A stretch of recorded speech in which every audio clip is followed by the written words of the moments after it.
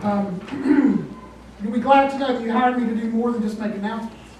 I'm excited to start with you on a journey through the book of Ruth this Sunday. Before I do that, will you help me thank Justin?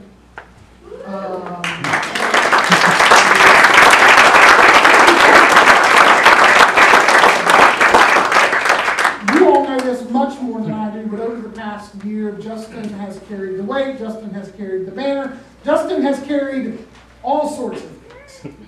And by all accounts, he's done a faithful job preaching the word, leading in the absence of a lead pastor, and just being a champion for this church and doing it all without complaint. So thank you, brother.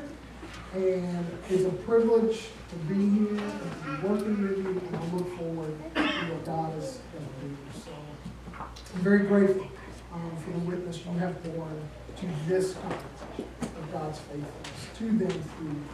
So thank you. The book of Ruth. 3 things as we kind of launch in this morning that I want you to be on the lookout for and aware of. Number 1, the book of Ruth is a love story. 1, 2, 3, everybody say, "Aww." Right? It really is. It may be one of the greatest short stories ever written, and it's sappy at points, okay? So guys, you're gonna have to bear with me, and we're gonna have to encourage one another, right? I know that some of you have probably had to sit through some romantic comedies, some rom-coms with your spouses, right? Or you've had to endure some sappy stories in your time. This is a love story on the purely human level, and it is a truly beautiful one.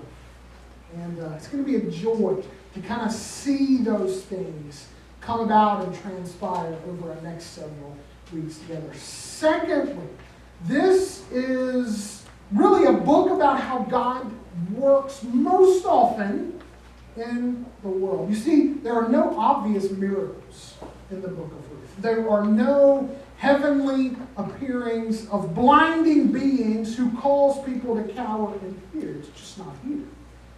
Right? There are no obvious interventions by God in this book, but that's the beauty of its design.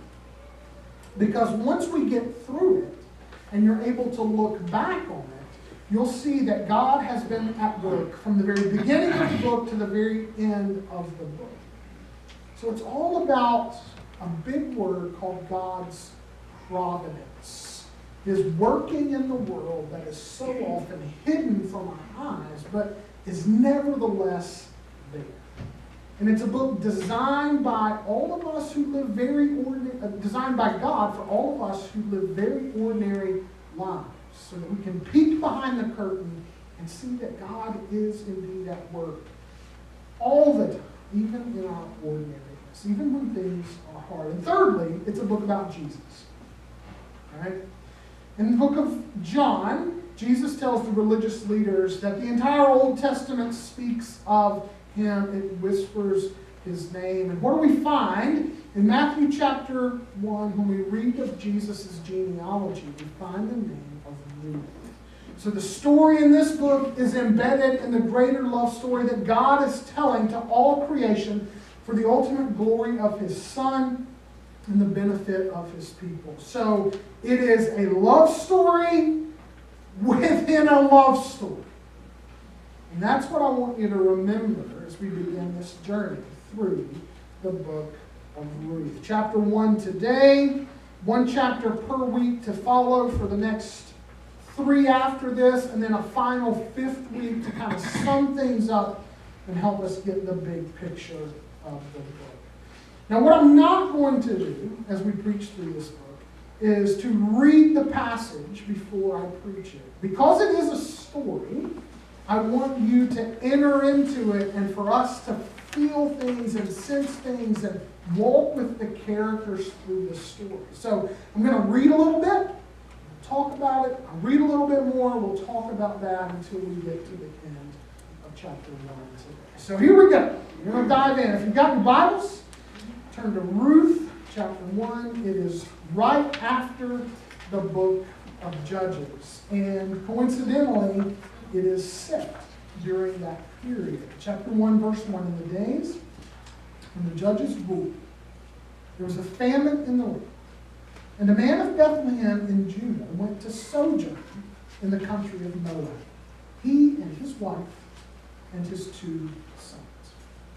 Now, just a few things to kind of set this story up for us. Number one, in the days when the judges ruled. If you have been here for any length of time, on any given Sunday, over the past several weeks, you have stepped foot into the days when the judges ruled Israel. The period lasted for about 400 years. It was a chaotic period of really faithlessness among the people of God. Time after time after time, they went through this cycle of sin and oppression by enemies, crying out to God for relief, God relieving them, delivering them through a particular judge, and then the cycle happening all over again. But primarily, it was a period characterized by faithlessness and idolatry on behalf of the people of God. A dark, dark time. So during that particular time, when all of these almost superhero-like characters were in the business of delivering Israel, there was a famine. Now, we don't know exactly when the book of Ruth is set during that 400-year period, but the author tells us that there was a famine in the land. And because there was a famine or a lack of food in the land, a man who lived in this tiny, tiny village called Bethlehem in the land of Judah, the southern part of the land of Israel, decided, along with he and his wife and his 2 sons, to go to the land of Moab in search of food. Now, if you know anything about the history of Moab's relationship with Israel, you and I ought to be thinking up front, hey dude, I don't know if that's such a good idea. Because God had given his people this promised land and had promised to bless his people if they would obey the stipulations of the covenant in that land. And so for them to up and leave that land in order to go and find God's provision somewhere else might not necessarily be a good idea, especially when it's the land of Moab, a land with a history. The people of Moab come from an incestuous relationship between Lot and his daughter. Not only that, in the book of Numbers, when the nation of Israel comes into the land and they begin to take over the land, or at least they're on the verge of it, you find the king of Moab afraid of them. And who does he enlist but Balaam? Do you remember Balaam? He enlists Balaam to pronounce a curse against the people of Israel. But it backfires because the angel of the Lord appears and says, Balaam, you can't do that. You can't curse this people that the Lord has blessed. You're only going to be able to bless them. So that's what Balaam does in obedience to the word of the Lord. And then ultimately you read that right after that, the men of Israel were seduced by the women of Moab into idolatrous relationships. Right? Not only with them, but idolatrous relationships with their gods. So there's a little bit of a history here. And so when we read that they went down to Moab, we don't know whether that's such a good idea or a really bad idea. So here we go. Verse 2. The name of the man was Elimelech, and the name of his wife was Naomi. And the names of his 2 sons were Mahlon and Chilion. They were Ephrathites from Bethlehem in Judah. They went into the country of Moab and remained there. Now, interestingly enough, I want you to notice the trajectory of their movement, right? In verse 1, we're told that during the period of the judges, because there was a famine in the land, a man in Bethlehem in Judah went to sojourn in the country of Moab. Meaning that this was probably meant to be a short-term journey. They were going to Moab for a short time in order to secure food and provisions for themselves, and they were going to return home. But verse 2 tells us that they settled. In fact, they remained. At this particular time in verse 2, we don't know how long it had been, but verse 3 tells us that things went from bad to worse for this family. But Elimelech, the husband of Naomi, died, and she was left with her 2 sons. The author of Ruth packs a lot into one little sentence. Naomi's husband is dead. She's left with her 2 sons. And verse 4 tells us that these 2 sons took Moabite wives. The name of the one was Orpah, and the name of the other was Ruth. So in a very real sense, they have assimilated into this culture. They lived there about 10 years. Did you notice what happened? They went to sojourn, they remained there, and they lived about 10 years. And if things went from bad to worse, now they're about to go from worse to devastating. They lived there about 10 years, and both Mahlon and Chilion died. And then the author of Ruth says this. So the woman was left without her 2 sons and her husband. Truly devastating circumstances. Elimelech and Naomi and their sons, Mahlon and Chilion, had journeyed from a famine in the land in Bethlehem to the land of Moab in search of food. And all of these dreams that they had of providing for themselves and their family went up in smoke when Elimelech died and when Mahlon and Chilion died. And all of a sudden, at the end of the first 5 verses, all of this tragedy has struck, and Naomi's left reeling because her husband is dead and her 2 sons-in-law are dead. And if you know anything about the culture of the time, that meant any means of present provision she had was dead and gone. Any means of a future for her family and her family line was dead and gone. A destitute widow with nothing and with no hope of a future. In a mere 5 verses, the author of the book of Ruth weaves death and destruction into the very texture of Naomi's life, to the extent that all hope seems lost. Her hopes and dreams for her present and her future are dead and buried. And brothers and sisters, you and I need to feel that as we enter into this story. We need to feel her plight and her situation, because it'll help us ask the same question that I'm sure she asked, which is, where is God? Did you notice that he's not mentioned anywhere in the first 5 verses of the book of Ruth? God is not mentioned once in the midst of this devastation that has befallen Naomi. And that should cause us all to pause. For one thing, it's a question.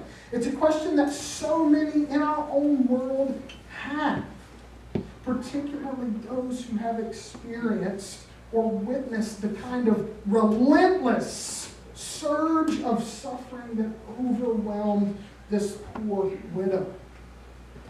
It may not be the kind of question that just other people have asked. It may be the kind of question that you yourself have asked in the midst of inexplicable pain and heartache. At some point in your life, like Elimelech and his family did. And you were hoping for all kinds of good to come from it, and the very opposite happened. Maybe you watched a family member or close friend who genuinely loved the Lord suffer and die from some sort of terminal illness. And you thought, where in the world were you, God? Why didn't you answer our prayers? What is happening? Those things turned out nothing like you hoped they would. Even as Naomi's life at the end of verse 5 is nothing like she hoped it would be. The book of Ruth teaches us that even when things look bad, even when we cannot see God's face or trace his hand at work, he is indeed at work in all of these things. That he is powerfully and purposefully at work, even in the painful and seemingly purposeless things that happen to us to bring about his good purposes, right?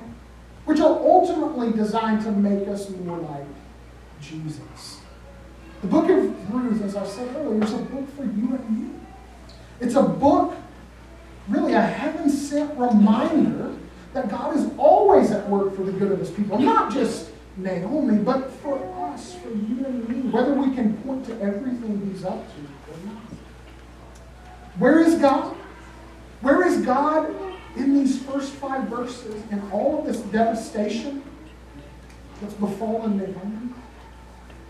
He's there. He's working.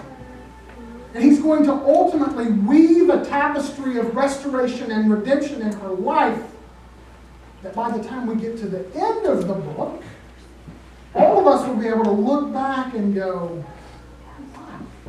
But isn't that how it so often looks? When you're in the midst of something horrible, it's hard to see. Hard to see how God might be working to bring good about through that. But the book of Ruth is going to show us that we can trust him to do that. Along those same lines, this first little paragraph really provides the setup, or the perfect setting, for God to show up and show out, for the God who works wonders to bring triumph out of tragedy and to bring resurrection out of death. The fact that the author sets the stage in how many verses? 5. Only 5 verses out of a 4-chapter book should tell us something important.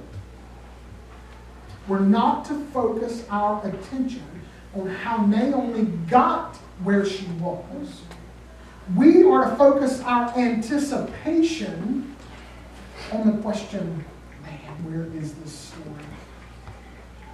What is God going to do to bring Naomi through and out of her particular devastating circumstances? I can't wait to see what God does. And in a very real sense then, the book of Ruth, this little 4-chapter love story, is a gospel story. It's a good news story that follows the pattern of the storyline of the whole Bible. Death, and then resurrection. Tragedy, and then triumph. Fall into sin, and then redemption from sin. This story is about Naomi. And by the way, the book is called Ruth, but I would argue that it should be named Naomi. Because ultimately the story is about her. And about God's redeeming and restoring work in her life. The blessing that came out of the curse that was all of this death and grief in her life. And ultimately it's about us. About our story. About how God, in his love, through his son Jesus, has worked all through history to bring about our restoration and our redemption. So, you may be here this morning. And your story may be filled with tragedy, just like Naomi's was. Your story, if you were able to come up here and share some of it with me or with us, may be a litany of devastations, like Naomi's story. Nothing but death and disappointment and hurt and heartache. And chances are, if it isn't, I bet you've still had your share of this. I bet you've still shed tears of grief over some dream that did not come to be, over a friend or a loved one who died or endured an unpleasant set of circumstances. But here's the question as we enter into this book that we need to be asking. What if those things those devastations and disappointments. Not to belittle them all, but what if those things put you exactly where God wanted you in order for His work in you and through you to be unmistakable? You see, there are going to be no obvious miracles or appearings and sightings of heavenly beings or divine messages directly from heaven in this book. But I guarantee you by the time we get to the end of it, you'll be able to see God's handiwork all over Naomi's story. And it's the same with you and I. What if God has plans? What if He has plans that you and I can't yet see in the midst of our disappointments? What if His love is always at work even when you and I can't see it, especially in the darkest moments when it's incredibly difficult to discern? You know, the cross is the greatest example of this. Who would have ever thought in the moment that as Jesus of Nazareth hung naked and bleeding on a Roman cross, that in that moment, God Himself would have been reconciling the world to Himself through His Son. That in the midst of defeat, there was truly victory taking place. In the midst of death, there was truly redemption happening. See, that's how God often works. That's how He often does His best work in our lives. So when we get to the end of verse 5 and we read that the woman was without her 2 sons and her husband, we got to enter in. We got to see this grieving widow, but we've got to be reminded too that this is just the beginning of her story. And this is really the beginning of our stories too, as we surrender ourselves to the Lord who raises the dead. So that's Act 1, Scene 1. The setup. Here we are. Naomi and her 2 daughters. And they're empty. So Act 1, Scene 2. Verse 6. Then she arose with her daughters to return from the country of Moab. For she had heard in the fields of Moab that the Lord had visited His people and given them food. Right here in verse 6, we see a little bit of hope, a little hint of restoration, a little hint of resurrection. And it comes by way of a through the grapevine message that Naomi hears that the Lord has visited His people and has provided food for them again. Their family left because of a famine. Naomi decides with her 2 daughters-in-law to return because the Lord has provided food. Now, just a little aside, okay? I want you to take this and put it over here because it's going to be an important feature throughout the book. Food. Right? In many places in the Bible, food plays a major role. It's going to play a major role throughout the book of Ruth. They left because of a famine. They returned because they hear that God has provided food.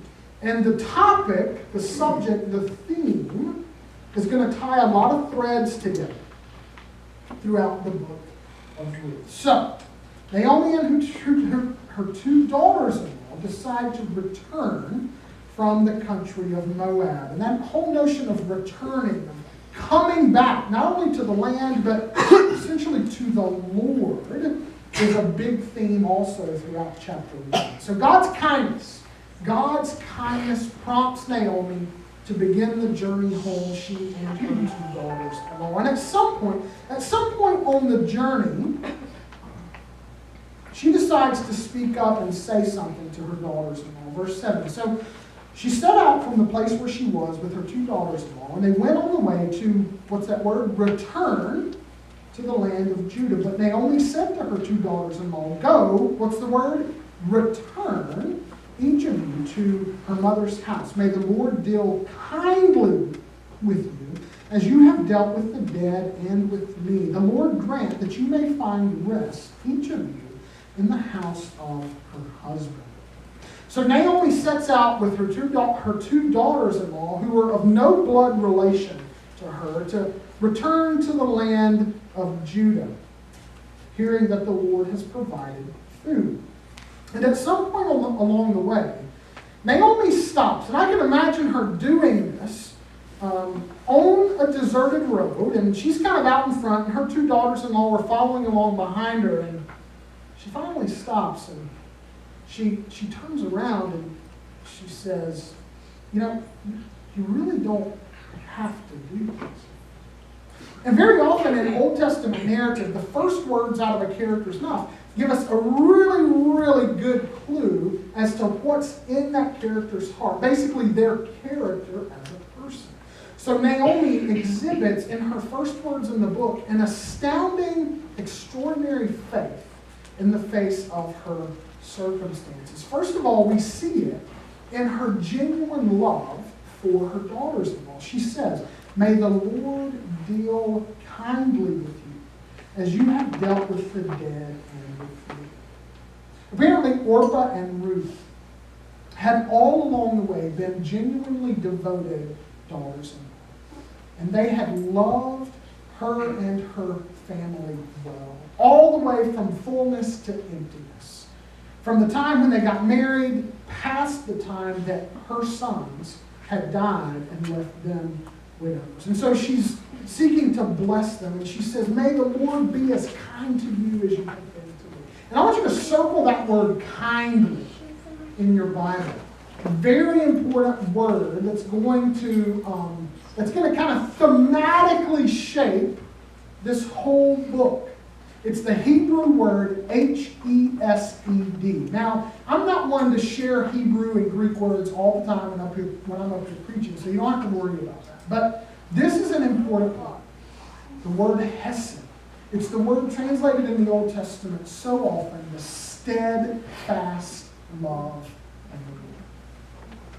So Naomi's daughters-in-law had shown her steadfast love.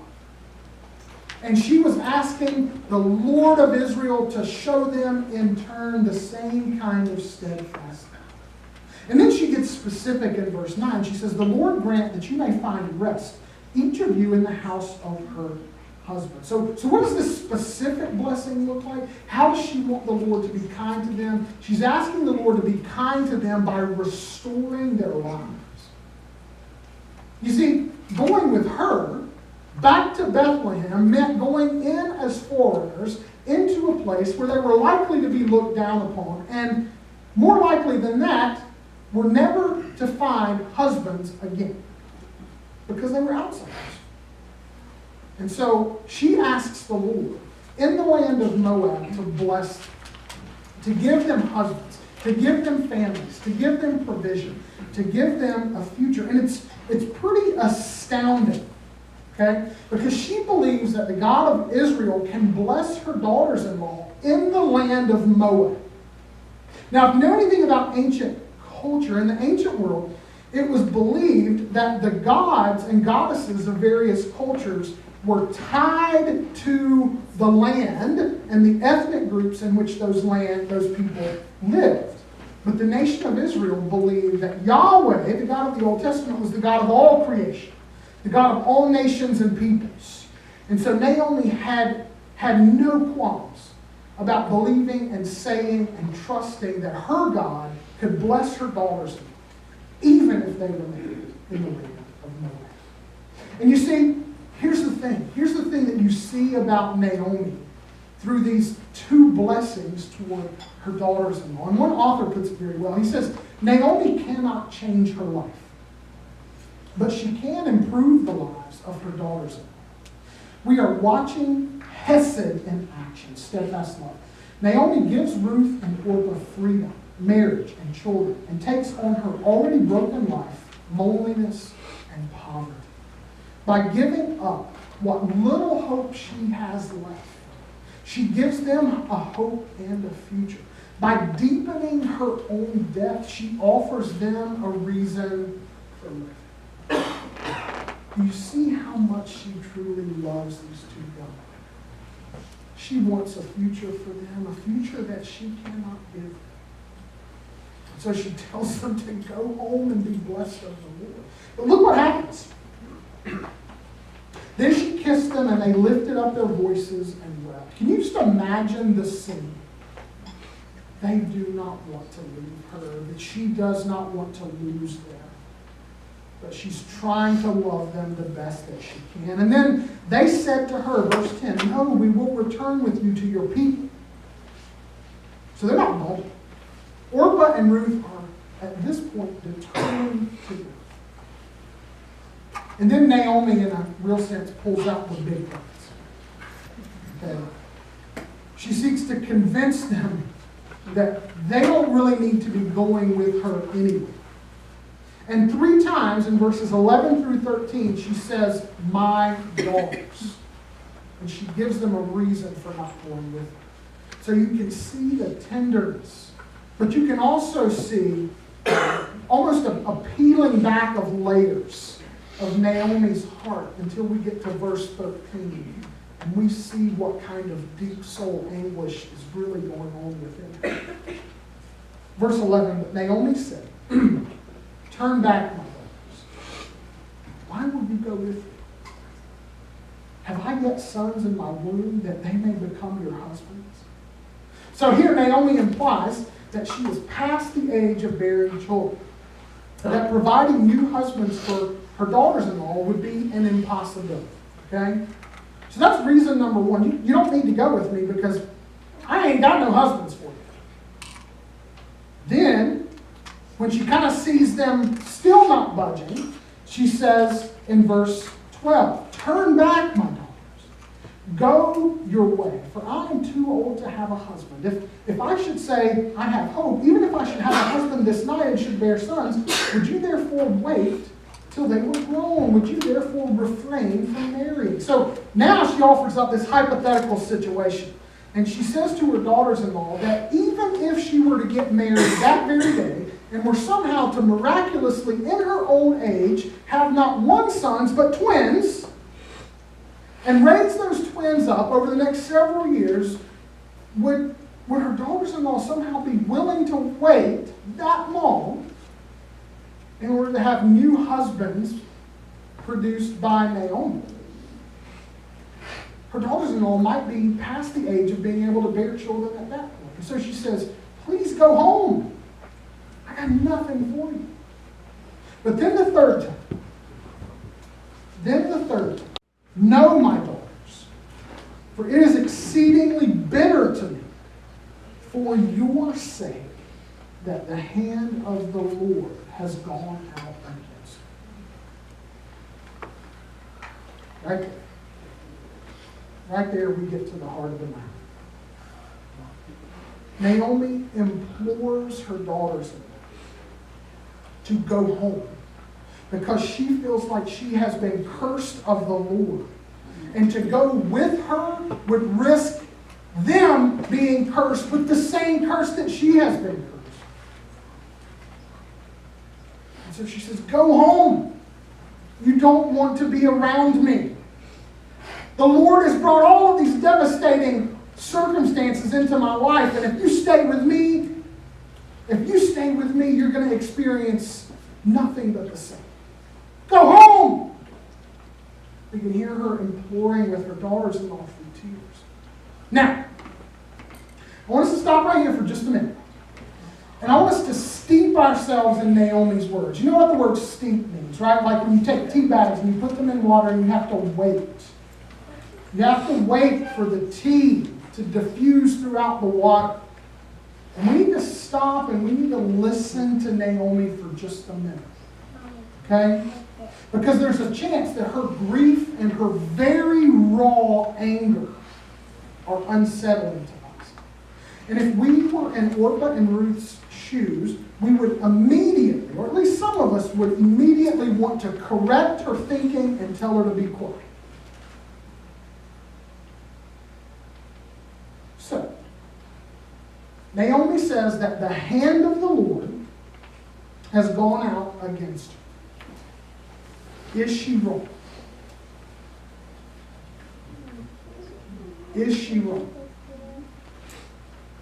In one sense, no. She's not. The Lord is sovereign over her life and her circumstances. Just like He is yours, and just like He is mine. And so, Naomi's statement that the hand of the Lord has gone out against me is not wrong for the simple fact that she understands that God is in control. But in another sense, it is wrong because she's lost sight of the goodness of her God in the midst of her overwhelming grief, right? When she says the hand of the Lord has gone out against me, she's lost sight of the fact that God may be sovereign, but it's not the sovereignty of a dictator. It's the sovereignty of a father who always knows what's best, even when things look to be their worst. And isn't that what happens to us sometimes? Painful circumstances can shrink our perspective and cause us to lose sight of the goodness of our Father. I guarantee you that many of you know what that's like. That you have cried out to the Father in the midst of pain and heartache and grief, and out of a lack of understanding, God, where are you? What is happening? I can't see what you're doing. And you've trusted Him enough to cry out to Him, but you know He's sovereign. But you've been tempted to lose sight of His goodness in the midst of those circumstances.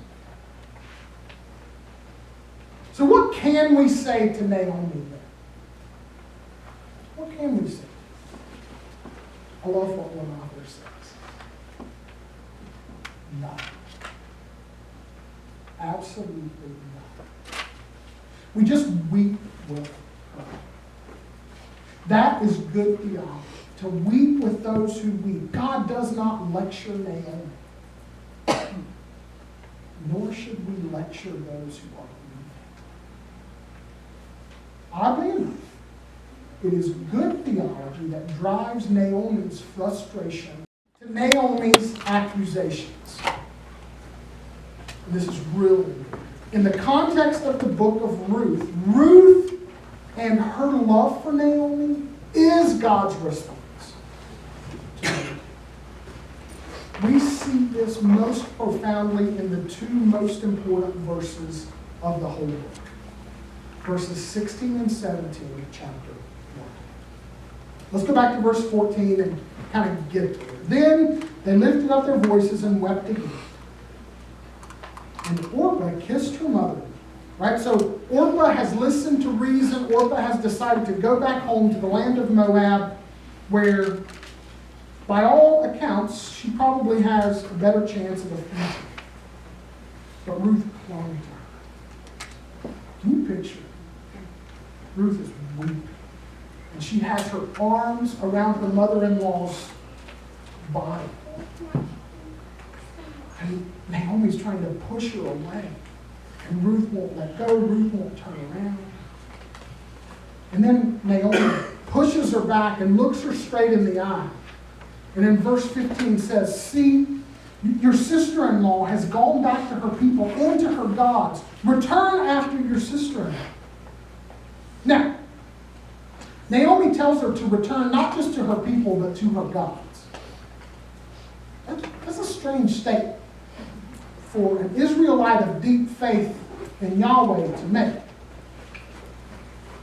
But doesn't grief do that sometimes? Doesn't grief cause us to say and do irrational things we wouldn't otherwise do?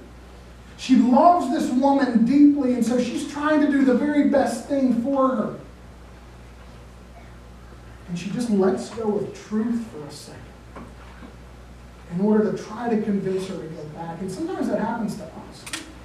When we're not anchored in the Lord, we can let go of truth in the midst of devastating circumstances. Verse 16, but Ruth said, and if you memorize Scripture, I would encourage you to memorize verses 16 and 17. "Do not urge me to leave or to return from following you. For where you go, I will go. And where you lodge, I will lodge. Your people shall be my people, and your God my God. Where you die, I will die, and there will I be buried. May the Lord do so to me, and more, if anything but death parts me from you. And at this point, Naomi gives up.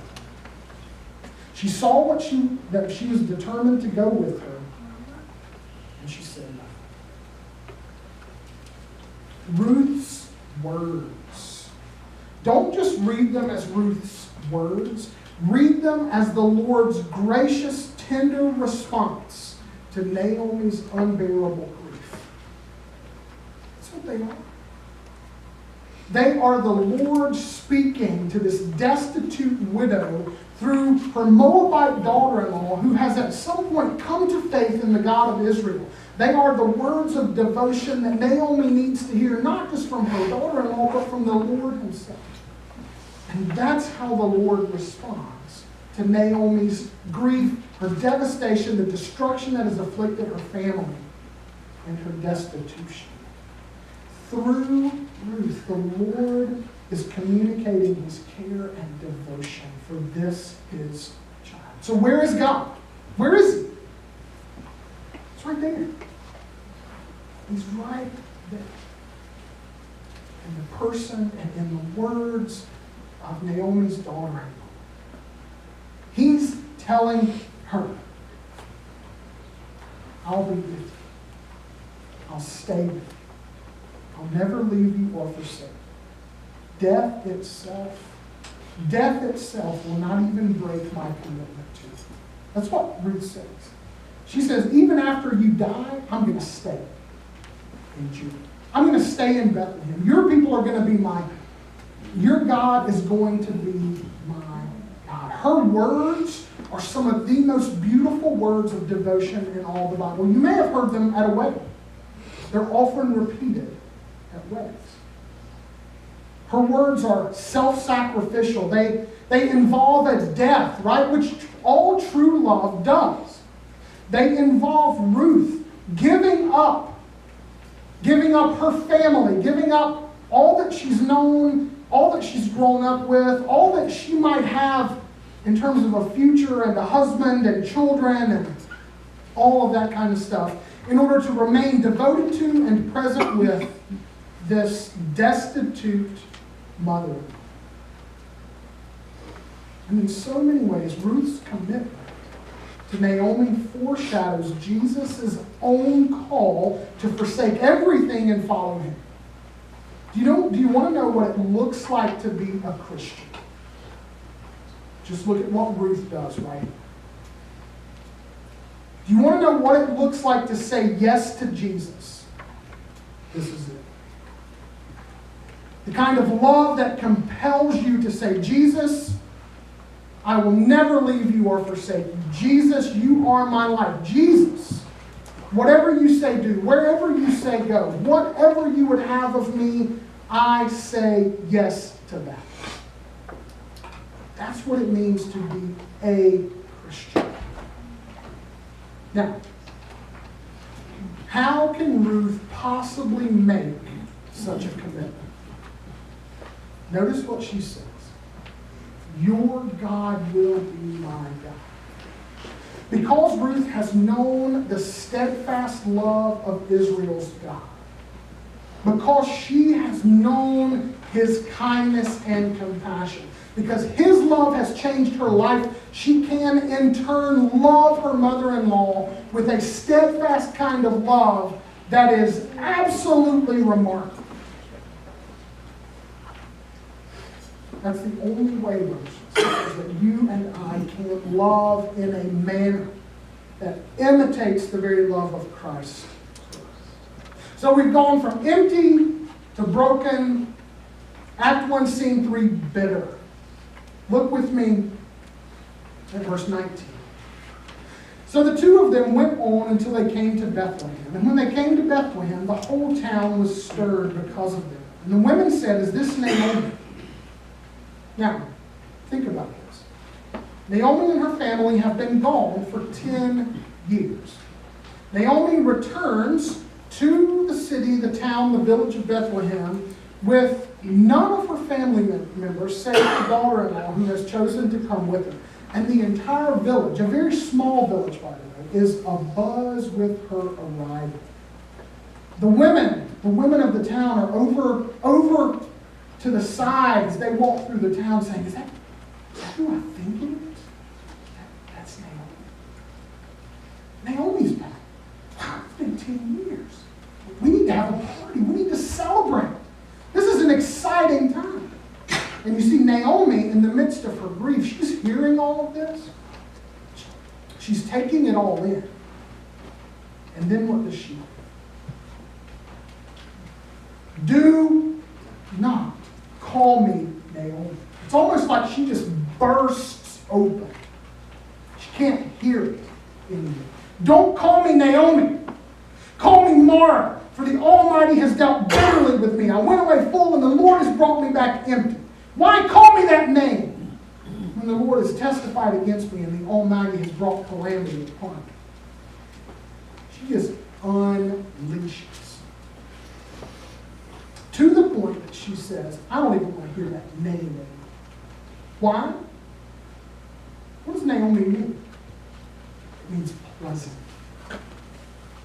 She doesn't even want to be reminded of all the devastation that's come. It's enough to be back in this little village and have all of these memories flooding back. Don't even call me that anymore. Instead, call me Mara, which means what? Bitter. Bitter. I've got nothing. Nothing. Just call me bitter, because that's all my life has been, that's all it is, and that's all it's ever going to be. Now, Naomi's grief has taken a turn, and it's not a good one. If you go back to verses 11 through 13, she's grieving hard, she's wrestling with the Lord, but she's still thinking about her daughters. She still wants what's best for them. When you get here, upon her return to Bethlehem, who is she thinking about? Only herself. Her grief, her lament, her pain before the Lord has transformed from grief into self-pity. It's transformed and descended into a place where she can only see her own issues and problems and devastation. She has allowed a seed of bitterness to take root in her heart, and she's become consumed with it. So much so that she says that she went away full and has come back empty. What's wrong with that statement? Her quiet, faithful, devoted daughter-in-law is standing right here beside her. God's precious means of reminding her that he loves her is standing right here, and Ruth's getting nothing. No thanks, no credit, no, let me introduce you to my daughter. Man, how do you think that felt? Ruth, this gift from the Lord, had pledged her very life to her mother-in-law. But in this moment, she is completely invisible to Naomi. Completely invisible. By the way, this is when a love like Ruth's begins to be tested. When it goes unacknowledged.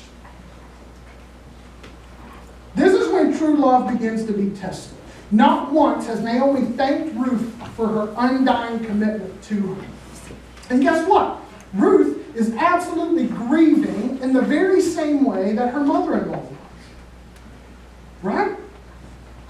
She's experienced loss and devastation just like her mother-in-law, and there's no one there to support her. Nobody. One of the hardest parts of a Hesed love is that you can love others, but there may be no one to love. The very act of loving can make you lonely. At the end of his life, how many people did Jesus have that he could count on when he was dying on the cross.